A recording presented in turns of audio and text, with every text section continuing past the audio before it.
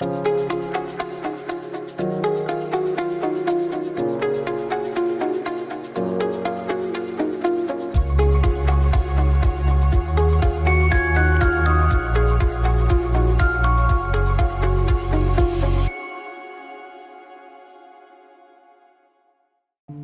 Dana Lixenberg. I'm a Dutch photographer born and raised in Amsterdam. I lived for many years in New York, and I've always been really into observing people. I was always a very observant child, and I loved film. Yeah, I fell in love with New York and photography at the same time. I started assisting, and I assisted different photographers for 2 years, where there was a really good energy, fast-paced. That was a very stimulating time for me, and I slowly started working, doing some assignments for Dutch publications. I was able to stop assisting, started doing a lot of work for them. I did this series, portrait series in this neighborhood in LA, Imperial Courts in Watts.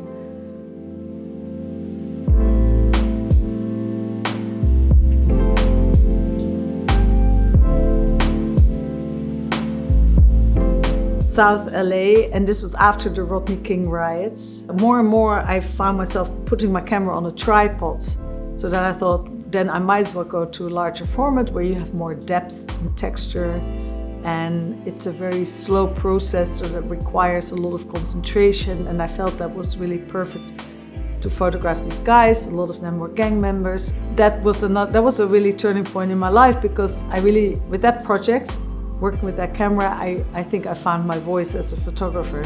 And since then, this was '93, I've only worked with this format. I mean, occasionally I'll grab a medium format camera, an old Rolleiflex that I use. Showed this work to Vibe, which was a new magazine that was just launched by Quincy Jones.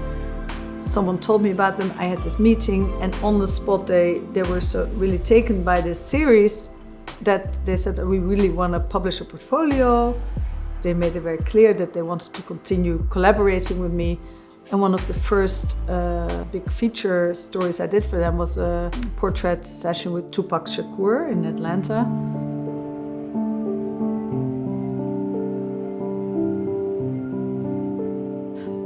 The picture still circulates a lot. It's become a sort of a reference for a lot of young people who are, every new generation is discovering Tupac. And a few years later I photographed Biggie, and both of them later got murdered.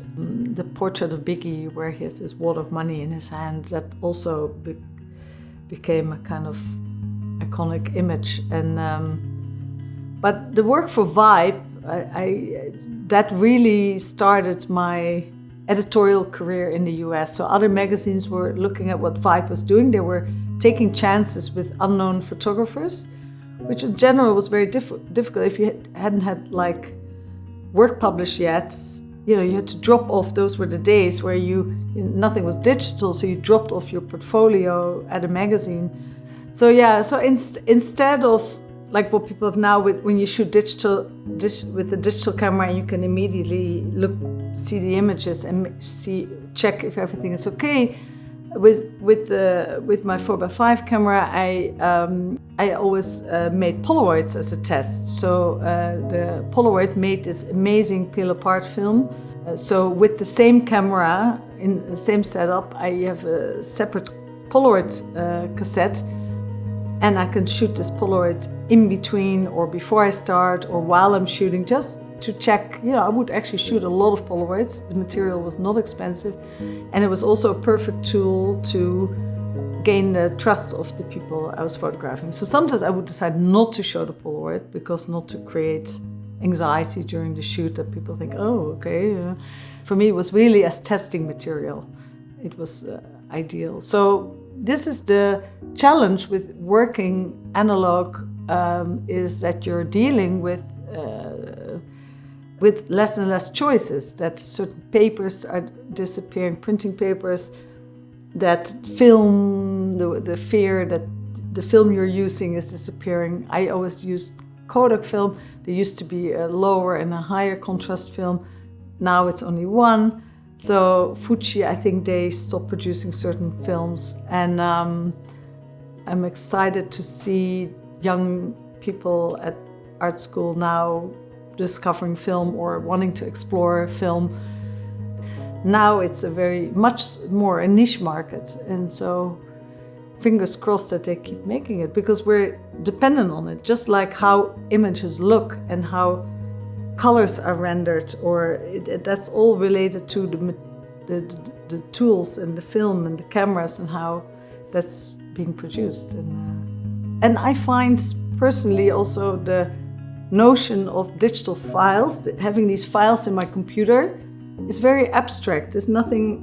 I always worry that it could just suddenly all fade. Well, yes, I could have a fire, God forbid, but the negatives, it's a physical object, and I love pulling it out and holding it, and there's so much detail, and the way it renders reality or what I see. For me, it makes more sense, the translation from how I look at things to film. I'm struggling with getting that feeling with digital cameras.